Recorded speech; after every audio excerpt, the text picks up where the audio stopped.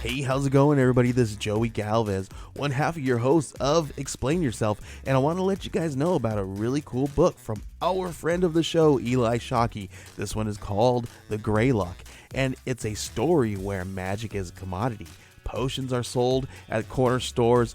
Orcs and dwarves earn a living in cubicles, not on the battlefields. But there are those who resist the house's magic's laws. Branded a criminal and forced to live as a wand for hire, there is a spell slinger they call the Greylock. Check this one out. You guys can pre-order issue 3 right now with code JAN241939, and make sure you guys are heading over to your favorite LCS and letting them know that you want Greylock number 3, and maybe pick up the first 2 issues.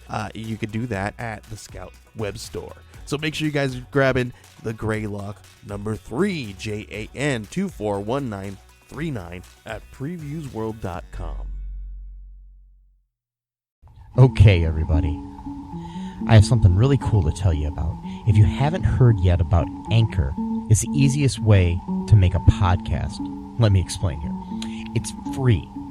There are creation tools that allow you to record and edit your podcast right from your phone or computer. Anchor will distribute your podcast for you so it can be heard on Spotify, Apple Podcasts, Stitcher, and more.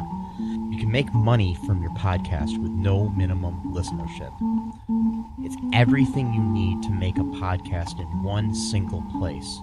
Now, the way that you can do this is you got to download the free Anchor app or go to anchor.fm, and then you can get started. It's really fun. We just switched over recently here at All Too Real 2, and I'm enjoying it so far. So be sure to check it out and let us know what you think.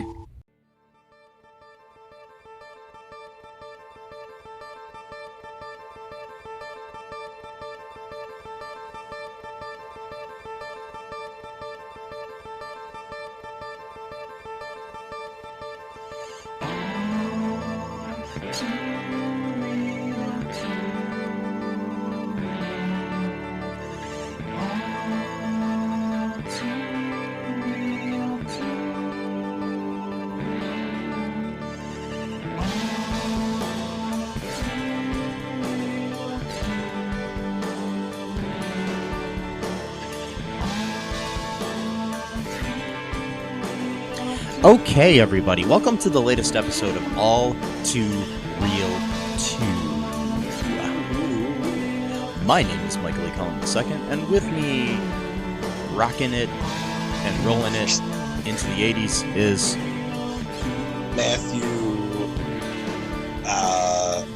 80s, I can't think. But Matthew Haas, I couldn't think of That's good. a good nickname this time.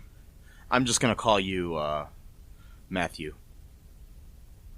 Ooh, I like that. Just like a one-name thing? Yes. Like Prince? Okay, You're right. you're like Prince or Cher or Madonna. Yeah, okay. All popular in the 80s. I wasn't that popular in the 80s because I was just like a little kid, but like... but they all were. So They all were, yeah. So it works. Yeah. Anyways, today on the show... I'm an 80s and 90s child. Yes. Because I was born in the early 80s, so I have enough memories of the 80s to be considered an 80s child, but I was primarily more 90s, early to mid 90s child. So I'm like in that little in between, place or whatever. Yeah, I was born in the late 70s, so I was an 80s child. Yeah, a little bit of exactly. 90s, not much 90s, Yeah. but a little bit. Yeah. Yes. So, anyways. On today's show, as we venture into our series called Pilot Era, where we look at television shows that lasted one season or less, and we look at the pilot episode of those shows, we're looking at That 80s Show, a show that premiered in January of 2002 and aired its last episode in May of 2002. It had 13 episodes. It was kind of, but not a. It was not a direct, but kind of a spin-off of That 70s Show, which was a much better, more loved television show. Maybe it was not a hit. Maybe not so much right now with the Danny Masterson of it all, but Right. that's okay. He was still good on the show. I can't deny that. Right. So this was obviously a period sitcom that took place in the 1980s. This wasn't like the 1880s, because that would have been a completely different show, Right. and maybe better. Yeah. The show was created by Mark Brazil, who is a Facebook friend of mine. Hi, Mark. And Terry Turner and Linda Wallum. Mark and Terry both were two of the co-creators of that 70s show. It starred in his first television performance, Glenn Howerton as Corey Howard, a struggling musician who lives at home with his sister and his father, and works at a place called Permanent Record, a record store. It also has Tinsley Grimes as Katie Howard, his sister. Shyler Lee as June Tuesday, a punk rock chick. Eddie Shin as a yuppie guy who's like in love with Ronald Reagan. Brittany Daniel as Corey's bisexual ex-girlfriend who has an unrequited crush on Corey's sister Katie. Stand-up comic Margaret Smith as Margaret, an ex-hippie rock groupie and owner of Permanent Record. And Jeff Pearson as R.T. Howard, Corey and Katie's divorced father. Yep. That is your cast, folks. Mm-hmm. And so what happened in this pilot here, Matt?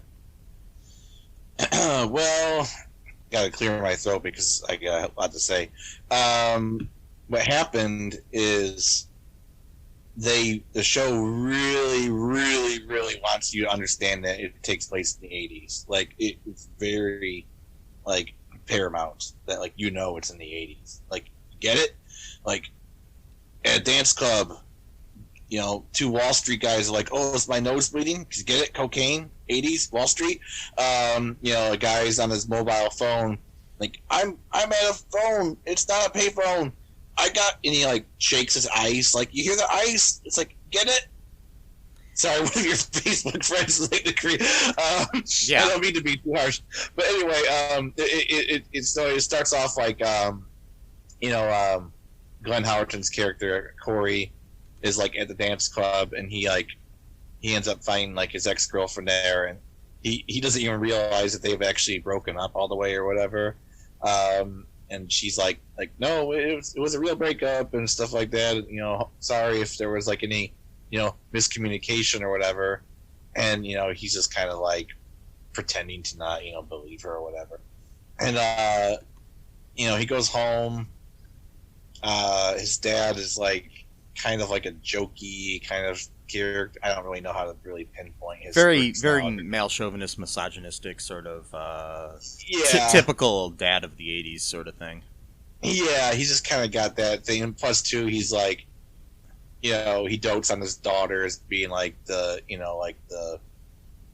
good one. Like, oh, she's an entrepreneur because she's like trying to do a candle business or something or service or whatever. Yeah. And which is funny because they talk about his philosophy degree, which is hilarious because he plays Jack Griffin in AP Bio, and he literally is like a philosophy professor at a philosophy. I just thought that was kind of funny, Not sure if that was connected at all, or probably not. Yeah, it was just kind of funny, And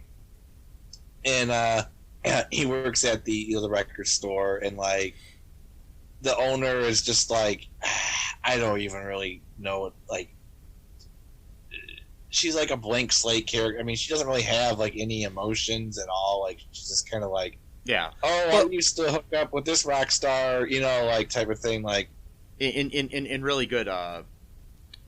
Actually, they did write to Margaret Smith's strength though, because that's how she does. She's a really, really funny stand-up comic. Okay. And that's kind of how her delivery is, and Okay. it works really well in the stand-up world. Maybe not so much in a sitcom. But, Yeah. But she's kind of this one-note, kind of one-liner sort of Okay. really funny comic. She was really big in the, like, I don't know, 90s and 2000s and stuff. So Okay. I think she writes for Ellen DeGeneres now or something. But she's pretty funny. That's cool. Yeah, so for some reason, though, he gives his buddy a ride to work every day, even though he's like some big time.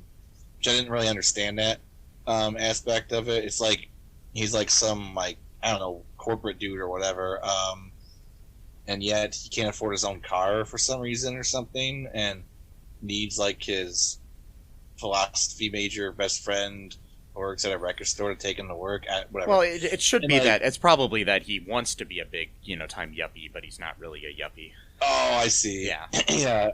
He's I don't know, just a weird, like, the weird thing about this episode, okay, is like it seems like half the time it's trying to be like a satire about like a show from the 80s, and then half the time it's almost like pretending to be a show from the 80s, but like not really done on purpose. Like that wasn't like the intention, like, because like when they're riding in the car, there is like this funny moment, a brief funny moment, where they're like I can't believe what happened to you, and like I can't believe what happened to you, and all this kind of stuff, and like and like the his friends like listening to like one of these like self-help bullshit tapes, like I am successful, and all this kind of stuff to like pump them up or whatever, and then Corey takes the tape out and puts Talking Heads in there.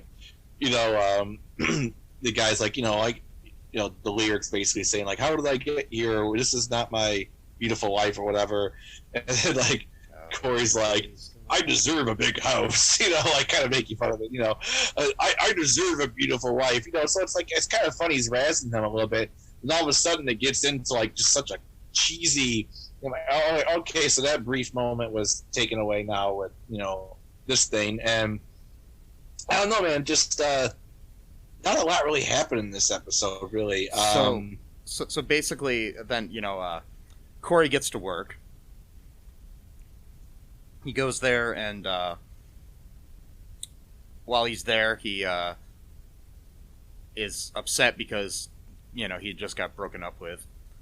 And I did like the delivery of Margaret, where he says something like I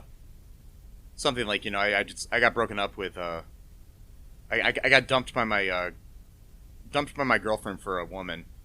And she's just like, it happens. just the way she said it was pretty funny. Yeah.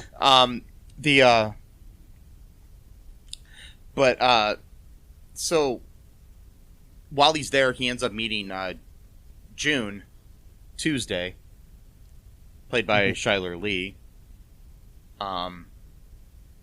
which is really weird to see. I just want to point this out because if you're a fan of her on Grey's Anatomy, or which she was on for a little bit, or especially Supergirl, which I'm a big fan of, and I know you are, Matt. She, you can't even believe that's the same actress, really.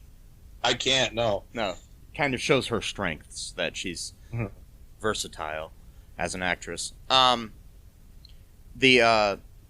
She's this punk rock chick with like really spiky hair. They have their little tete-a-tete, their meet cute, their their little like, oh, I'm a punk, you can't deal with it, and oh, I'm a guy with a haircut from the Blue Lagoon, another 80s reference. Right. Yeah. Yeah. And then it's like you probably used to listen to the Bay City Rollers, and then he leaves, and she's just like, I did like the Bay City Rollers. God. Yeah. I know. Plus, too, I did like that line, though, when she came in for the first time. He's like, oh, look, there's Punk Rock Brewster over there. Yeah.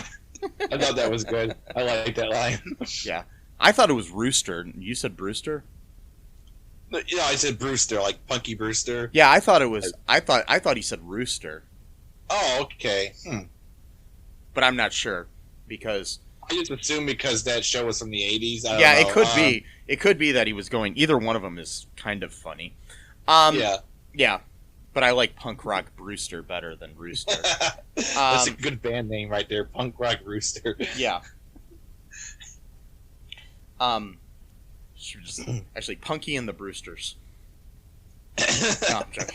You know, I had a punk band once for like a really short while, and I actually had really stupid song titles. Like one was called Punky Brewster, Will You Marry Me? Like you know, like just like whatever, like just stupid stuff. Like just because I was watching episodes of the show one day, and I was like, "Oh, that's a good title for a show." The lyrics had actually nothing to do with the show whatsoever. It was just that was the name of the song, and then we had another one called "I Shot Jr." I was basically watching a lot of like '80s shows, I think, and it just for some reason, and of course that song had nothing to do with Jr. or being shot. And in fact, actually, in the lyrics, I even specifically mentioned that "I Shot Jr." is a metaphor for losing hope in life. No idea why. The band only lasted about a month, and it was just me and my brother, him on guitar and me on vocals. No drums. Well, not even a drum. You lasted a fourth of the time that this TV show lasted. Yeah, I guess so. We did one performance at Headliners, or the Hard Hat Cafe, as it was called back then, I think, for a battle of the. This is a weird story. Sorry. So I'll be done in a second. For a battle of the bands thing, and I swear to God though, like people actually loved our performance, even though it was completely ridiculous. Like I think it's because they knew it was a big joke. Because we opened up with a song called "The Albanian Slave Revolt," which was just a completely botched history lesson that I had read off the internet one time, where it was about how, I guess, like the Ottoman Empire was trying to encroach upon Albania or something like that, and then the Albanians revolted against them. So I was like, "Oh, cool! The Albanian slave revolt. Okay, I guess that sounds cool." And the lyrics to that song were pretty stupid. Anyway, sorry, this is a weird, weird tangent right there. But we were called Attack of the Id. I came up with that name, and the id, you know, is like the opposite of the ego. Yeah. The id's kind of like basically like the stuff you don't have control over. It's kind of like the, you know, the reactions that you have when you don't have like a strong ego to put you in check or whatever. Anyway, yeah, fun times. And speaking of Punky Brewster, you should check out the the Peacock the Peacock reboot of that. That was really good. Also on Hulu, Soleil Moon Frye has a documentary out that she directed called Kid 90, which I watched, which I highly recommend anybody watch. It's her home movies and stuff from the 90s when she was growing up. Oh wow. Yeah, it's pretty. I don't know. It's very moving documentary. I highly recommend it. So, anyways, back to that '80s show. So, so later on, oh yeah, the dad came into the store. Was that before or after? When was that? I don't know. At some point, he comes into the store. This was after he got broken up with, I think. Because she mentioned, because that at first, you know, the boss said, you know, like you're going to be both working together or whatever, and then I think the next day, so there's a scene at one point where it's just, the scene where the sister Katie is just sitting there randomly. 80s, being completely 1980s. There we go. Yeah. So she's just sitting there with a wine cooler in her hand, you know, listening to "Love Is a Battlefield" on the MTV or whatever. Mm-hmm. Yeah. And singing along with it and dancing, and then Sophia, Brittany Daniels' character, the ex-girlfriend of the brother, comes over. Blah blah blah. She ends up kissing Katie. Mm-hmm. Yeah. and that's the name of my band, Kissing Katie. It's we only play hymns from the 15th century. It's a weird thing, but you know, it is what it is. Yeah. But the whole she kisses Katie, and then Katie's like, whoa, what's up, sort of thing, kind of doesn't, she wants to be friends still, and blah blah blah. And so then we have a scene later on. These may be out of order, folks, but it doesn't matter. It really doesn't matter. Where they're watching Dynasty, and they're doing a drinking game where you take a shot every time somebody slaps somebody on Dynasty. Yeah. Which, by the way, probably happened only like once an episode. So you would have to watch several episodes of Dynasty to actually get drunk. I'm just saying. But they were taking shots like every 20 seconds or something like that. Yeah, it didn't happen that often on the show, really. I mean, it was known for that. But it wasn't like the show was just people slapping each other. It happened, maybe twice or three times an episode at the most, Maybe they had like a VHS and they just recorded all the parts where they slapped, and then they just took a shot. It looked like they were actually watching an episode. So, I'm just saying. No, in my headcanon, they recorded it. It's like, it'd be like the equivalent of watching, I don't know, like The Office, and taking a shot every time Michael gets mad at Toby. Yeah. Which is maybe once an episode, maybe. I'm just saying, Mm-hmm. It's just kind of stupid. But, so, they've got this stupid game, they're drinking and everything, and then, she lets Corey know that Sophia kissed her. And, yep. Do you want to take a break, Matt? Sure. Because my head hurts. We'll take a wine cooler break, or maybe that will be one of the commercials. Who knows? Yes. Yes, maybe Bartles and James are going to sponsor us. Remember Bartles and James? No, actually. It was a wine cooler company, and these two old dudes were in the commercials, and they were sitting on a porch and just talking about Bartles and James. Anyways. Oh, jeez, I think I vaguely remember that. Is that the one that had, like, the foil that you had to unwrap to drink it? I don't know, because I was a child at the time, and... Well, no, me too. But, yeah, I was drinking wine coolers as, like, a 4-year-old. No. Anyways, we're going to be right back, folks. Bye.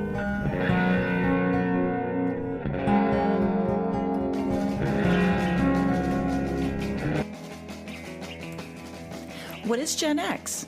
What is the silent generation? What do generations have in common? Hi, I'm Trish the Dish from the Gen X Voice podcast, and I invite you to listen to conversations I have with folks from different generations, backgrounds, beliefs, and experiences in an attempt to see what connects rather than divides us.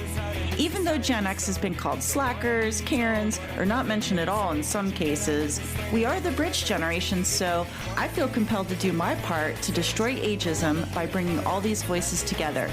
And, as a bonus, each guest gets to answer some 80s questions at the end of each show. So download and listen to Gen X Voice today on Apple, Spotify, Amazon, or wherever you listen to podcasts.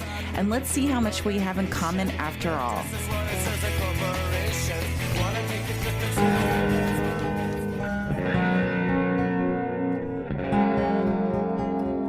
And thank you for your support. That's what Bartles and James used to say at the end of their ads. Do they? Yep. Oh.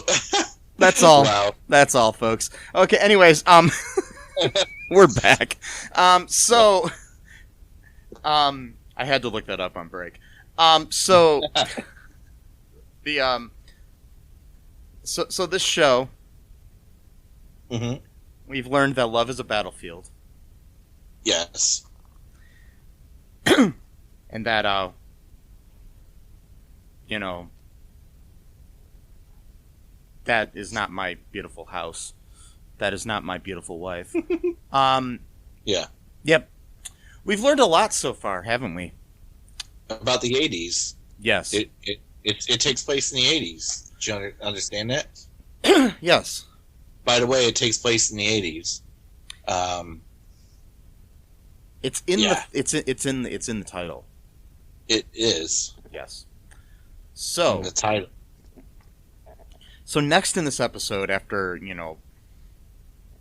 they find out that Sophia kissed Katie. At some point, Corey decides to go work for his dad. Oh, yes. In something shoehorned into this episode that could have been a whole episode itself. Mm-hmm. Just want to point that out. Yeah. No That could have major been a offense good to the writing, but it was like they were trying to fit too much into this episode, but not enough at the same time. Right. A pilot, so they're trying to make sure they can fit everything in as, to make sure that, Yeah. it got picked up by the network probably. But usually, the quote unquote artsy guy going to work for his dad thing is usually a whole episode. Yeah. Yeah, Yeah. exactly. Yeah, but he goes there. His dad's like an ad executive or something, and he's trying to come up with ideas, and he can't come up with any. The end. That's it. Yeah. Yeah. Literally, there was an interesting moment there that it was very classic Glenn Howerton, but before he really perfected his craft, Yeah. his Dennis Miller / Not Dennis Jack Miller. Griffin. Dennis Reynolds. Yeah, sorry, Dennis Miller. Yeah, no, totally different character or character, I guess you'd call it. Anyway, because I think he's full of shit. Anyway, he's he's basically trying to come up with a slogan for a weed whacker or something like that, and his dad comes in. And he's like, "How you doing, son?" He's like taking a nap, and he's like, "I got nothing," or whatever. Just Yeah. but it was before he was able to sort of perfect that kind of. It's very it's thing. very Dennis Reynolds or Jack Griffin. Yeah. His character on AP Bio. Yeah, it was interesting. It did have very Glenn Howerton. Mm-hmm. And Glenn Howerton is just funny. I mean, this show has a good cast. It does. The writing isn't totally horrible, but it's too reliant on the 80s. Yeah. That's the problem. But anyways, Yeah. yeah, the so he can't do that, so he comes back to work at the store. There were some other scenes. They're pointless. And Yeah. I mean, what else happened? I mean, I'm trying to think. there's a They scene, went- they went there's back- a scene where they're at the dance club, and Yeah. Sophia hugs Katie in Yeah. kind of a sensual way. That's about it that happens there. Yeah, she apologizes for I guess hitting Yeah. on her or something like that, Yeah. or whatever. And what was Corey's friend's name? Oh, Roger. Roger. Okay, I was thinking Eddie, but that's his real name, right? Yeah, Eddie Shin is his real name. Yeah. Okay, so that's actually the actor's name. Yeah. So Roger, he says something like, "Oh, I go both ways too." By the way, too, their depiction of bisexuality in this show is very 80s, if that was intentional or not, because it's just very Yeah, because there was crude, there was a line earlier in the episode where he said where Glenn Howerton's character said she's like a vegan that likes turkey every once in a while. right, and it's that's very oversimplification. Yeah.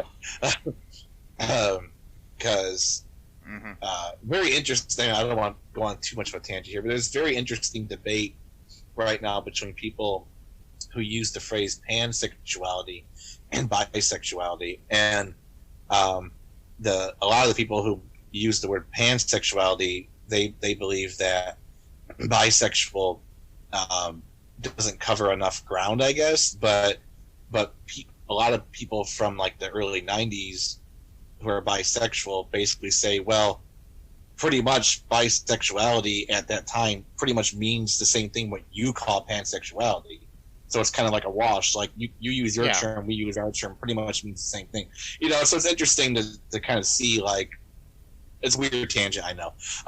See how words evolve and change and stuff like that. And but at the same time, the old words might actually have the same meaning. And then how people get so pissed off when words change or things change in the world, or you can't be more accepting or progressive or open to more things. It's just like so stupid because it is what it is.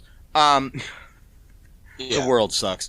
But anyways, he goes back to work. He comes outside to take out the trash, and Tuesday is out there with her hair down. Yep.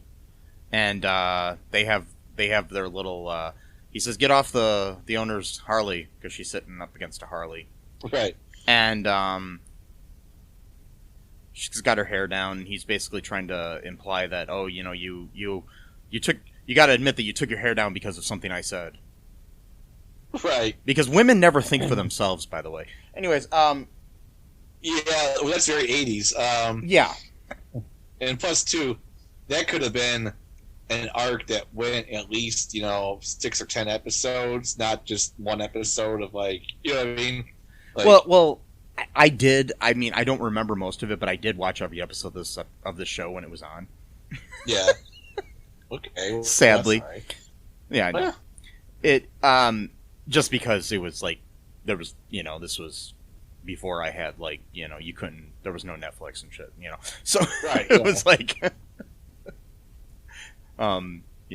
we didn't have the options to watch whatever we want whenever we want. Right. You taped everything. Yeah. Took out your VHS tapes or DVDs or whatever. So I watched most of the episodes, I should say, probably not all of them, but they kind of went into a whole thing where there was a will they, won't they sort of thing with June and Corey, and they kind of did start dating each other in the whole second half of the series, the last, 6 episodes. We're kind of about, their relationship in a way. They were kind of the Eric Foreman and Donna Pinciotti of this show, Donna. Yeah. There you go. Yeah. Donna, Donna Pinciotti. Kind of. I mean, Yeah. Eric and Donna were kind of more similar to each other. Yeah, but I'm just saying they were kind of the central couple of the show. Yeah. Yeah. So, which is hard to, really gauge on 13 episodes. Right. Did you want to take another break here, Matt, and then we can come back? And now that we've kind of basically, oh yeah, I got to figure out I got to kind of explain how this ended. They have their little fight, flirting, and he says something about getting coffee, and she's like, "I was already going to get coffee." Right. Yeah. It's like if you want to follow me, you can, Right. Yeah. And so that's basically how the show ends. Yep. Except for there's like a little after credits thing where Katie and Corey are singing at the piano for some reason. God. Singing some Carpenter song or something, and some stupid song. Yeah. And the dad's like, "How much do I gotta pay you to stop?" And then they start singing worse, Yeah. stuff like that. Yeah. It was kind of like, almost kind of like remind me of All in the Family a little bit. The way it was shot was kind of very All in the Family, sitting at a piano. Yeah, exactly. So, do you want to take a break now, Matt? Yeah, sure. Yeah, we'll come back and we'll talk some trivia and some reviews of this glorious show. Yeah.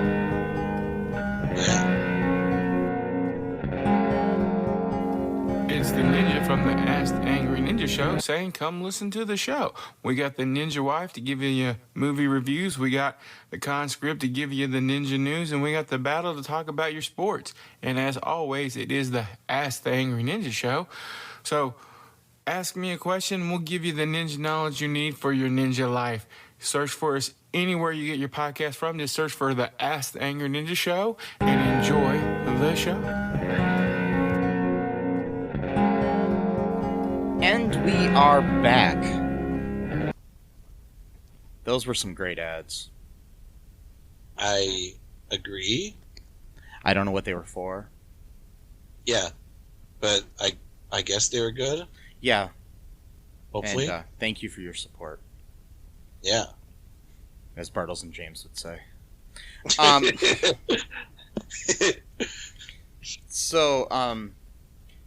Okay. Here's this website I found called Terrible TV Shows. Oh, boy. And here's what they have as Why It Sucks. I'm just gonna... Despite being a spin-off of that 70s show, it has nothing in common with that show besides the name. It was only made to cash in on the newly emerged 1980s revival that dominated the 2000s. None of the cast members of the characters from that 70s show appear in the spin-off. Bland, one-dimensional characters. All of the daring stuff that made that 70s show popular is absent in this spin-off. Cheap and forced humor that relies on 1980s references. Boring episode plots. Pointless celebrity cameos from the 80s, celebrities like Tiffany and Pat Benatar. Similar to Henry Danger and many modern sitcoms, this show overuses the laugh track as if the audience was high on cocaine. Yeah, redeeming qualities. A good selection of 1980s music, such as Killing Joke's 80s as the main theme. And then the second thing that they have is, there are a handful of funny jokes. Yep. Here's some trivia. The show was Glenn Howerton's acting debut. Oh, wow. Corey Howard, Glenn Howerton's character, is supposedly the cousin of Eric Foreman from that 70s show, which is never brought up in the series itself. What? Wow. Yeah. Which is funny because the night before this show premiered, Brittany Daniels, who plays Sophia, played Eric's cousin in an episode of that 70s show. Wow. So, but she wasn't his cousin in this show. From what side of the family would that be? His dad? I don't know. I don't know if they ever said. I just remember it was like the name of the show was like Eric's hot cousin. Yeah. Interesting. It was like this point where Eric even had a crush on his cousin, sort of storyline. It was weird. Huh. I guess later on in the show, Charlie Day appeared. Oh, wow. Yeah. So 3 of the show's actors, Glenn Howerton, Charlie Day, and Brittany Daniel, would go on to star in the well-received adult sitcom It's Always Sunny in Philadelphia as Dennis Reynolds, Charlie Kelly, and Carmen the transsexual. Wow. Yeah. Interesting. Yep. Yeah, I forgot that Brittany was in that. She played the Carmen. Okay. Yeah. So there's some trivia here.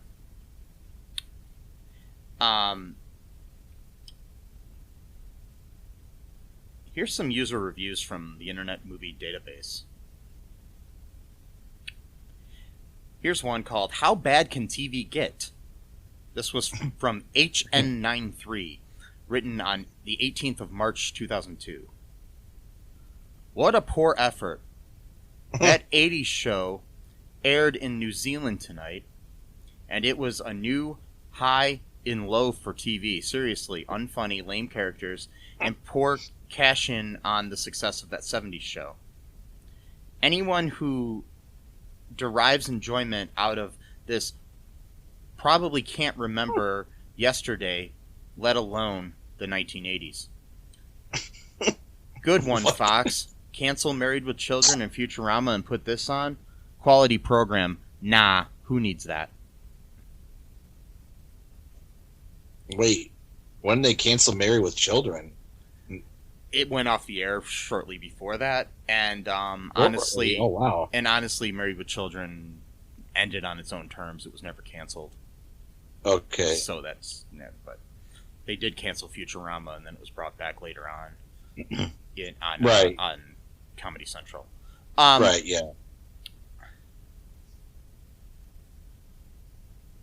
Interesting. Okay, here's one called Too Bad. This was written on March 19th, 2003, from Darth Bill. It really wasn't all that different from that 70s show. Just about every joke was thrown in. Some funny, some not. I admit I only tuned in to see the adorable Tinsley Grimes. I think this show could have become something better than it was if it had been given more of a chance. And also, if the writers had taken it more slowly with things like the love-hate relationship between Corey and Tuesday. I think another problem with the show was the lead character of Corey himself. The writers weren't sure what to do with him. He was supposed to be a nice guy. He was supposed to be a jerk. They hadn't figured him out yet. But that's why you have to give a show like this time, so you can flesh out your characters and figure out who they really are. Yeah. Okay. And she was adorable, by the way. Yeah. I liked her. She had like a recurring role on Smart Guy. The show about the kid who was smart. I don't remember that one.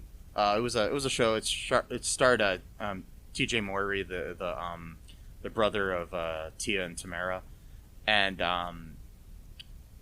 then also had Omar Gooding, the brother of Cuba Gooding, and I just wanted to point that out, that there were two brothers of other people that are more famous. Yeah, it was a really good show. It was like a TGIF show that I think transferred over to the WB. Yeah, it's on Disney Plus. If you haven't watched it, I highly recommend it. Cool. The pilot episode is shot on the sets of Boy Meets World. Okay. And then they get their own set in the second episode. So, just letting you know that.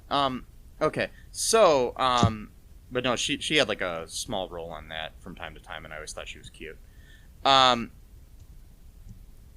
Okay. Here's a 10 out of 10 review. Yeah. This was written on April 21st of 2017 by Alan Vietz. I'm sorry, but I love this show. I loved it when it first aired. I just watched every episode again, and I love it still. It's not just funny, it's witty. Eddie Shin and Tinsley Grimes are laugh-out-loud funny. Glenn Howerton and Schuyler Lee are adorable as the will-they-won't-they couple. And Brittany Daniels, Margaret Smith, and Jeff Pearson are great filling out the cast. Yes, this makes fun of the 80s. I lived through the 80s. There was a lot to make fun of. If you can watch this series without a smile on your face, then you don't want to be happy. Okay. Yeah. The thing is, like, being corny and stuff like that, that's fine. But, like, This show was there's a way to do it. it was like, too you know what I mean? reliant Like, too reliant on the 80s is what the problem was. It's like, because that Yeah, 70s show took place in the 70s. It's like there Right. are good shows that take place in the 70s or the 80s or whatever decade they're supposed to be. They take like the Wonder Years took place in the 60s. yes. And but it didn't rely on the fact that it took place in the 60s for its heart and humor. Yeah, exactly, too. And it's like, there's a way to, you can still drop references Yeah. into the era you're in, but, like, that shouldn't be, like, the butt of the joke. Or, like, so, for example, like, I know in one of the episodes of that 70s show, they were trying to get, like, tickets to go to Led Zeppelin or something like that. But, like, the joke wasn't like, Led Zeppelin, get it, 70s, like, you know what I mean? Like, Yeah, you can still, you could have yeah. you could have written that in modern days, and they could have been trying to get tickets to Taylor Swift. You know what I mean? Right, It's like exactly, it doesn't yeah. have to be what whatever it is. And it's like like Freaks and Geeks took place in the 80s, yeah. but that wasn't the point of the show. No, and that show is still relevant to this day. Yeah. I mean, like, You can it's watch a that great show. You can watch that show and be born, 10 years ago and still enjoy it. Maybe not 10 years Right, ago, but yeah. 20 years ago. Well, maybe not 10. Yeah, I'm saying you Like probably 16 shouldn't. years ago. Yeah, if you're 10 and you're watching Freaks and Geeks, I don't know. There might be something wrong with you. I'm not sure. It's kind of like the point of of sitcoms a lot. Like the point of The Office isn't the fact that it takes place in an office. Yeah. It's about the characters. It's not about the time period or the setting. And that's what Right, makes you yeah. like a show. It's not, oh, we're funny because we're in an office, or oh, we're funny because it's the 70s, or oh, we're funny because it's the 80s, or oh, it's funny because it's the 60s. No, it's because Right. of, when it took place. It's not because of when it took place, it's because of the characters and the plots Right. that could happen anywhere or any time almost, Yeah. That's the problem with this show. So, would you recommend anyone watch this show, Matt? Maybe as, I don't know, if you're just like messing around, you just want to watch something that's kind of funny, like if I don't know, like if you're not really paying attention to it, or like if you just want to like say, like show someone like, hey, this is a show that came out like in the early 2000s, and only had one short season, maybe. Do you think the show could have lasted if it was like maybe developed better? I mean, I only watched the pilot episode, so I don't Yeah. know, but like based off of that, I think that if they didn't make, for one thing, the set was also very limited. I mean, like most of the scenes only took place on like the club, and like, well, I guess technically the same thing happened in that 70s show. They spent a lot of time in the basement, but like, I don't know. I mean, if they developed, if they developed the characters more and they did more, I don't know, just more cinematography, just take some more risks. I mean, like the very first episode, pilot episode of that 70s show, Eric gets drunk or whatever, and it actually makes like the room like spinning, when he's trying to talk to his parents or whatever. Yeah. Like that was pretty cool. If it took some more risks, I think doing stuff like that, not just trying to make like a straight sitcom, which I think is maybe what they were trying to do with that show. Like, get it takes place in the 80s, but we're also going to make it look kind of like an 80s show at the same time, sort of, but not all the way. So yeah, I think that if they thought about it a little bit more, and maybe if they took more risks, and if they kind of knew exactly what they want to do, because there are shows that sometimes will alternate between like making it a satire about that kind of show and making it like that show too. So it's not like it has to be one or the other. You know what I mean? Yeah, I mean, there's a difference between like the Brady Bunch movies where they make fun of the Brady Bunch in a way, right? Yeah, exactly. Those are good movies, though. And watching the actual Brady Bunch. I think the only reason to really watch this is to see a young Glenn Howerton and a young Shiler Lee. Yeah. That's basically it, in my opinion. Mm-hmm. I mean, the rest of the cast are pretty good, but like the dad, he was on that Unhappily Ever After show. Which speaking of Married with Children, which was like basically a Married with Children kind of clone, created by the same people, but with a talking bunny, and but he was basically playing that same character in a way. So it was kind of like, I mean, he's a good actor, Jeff Pearson, but it's just kind of, I mean, I've seen him in a lot of things where he's a really good character actor, but this I don't know. It just seems like it was a retread. But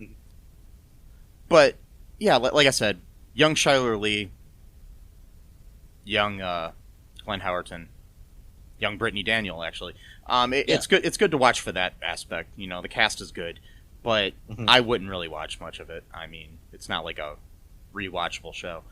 Yeah. Anyways, anything else, Matt? Before we go, you know, just if you want to check out my old guitar teacher's album, he's a jazz guitarist.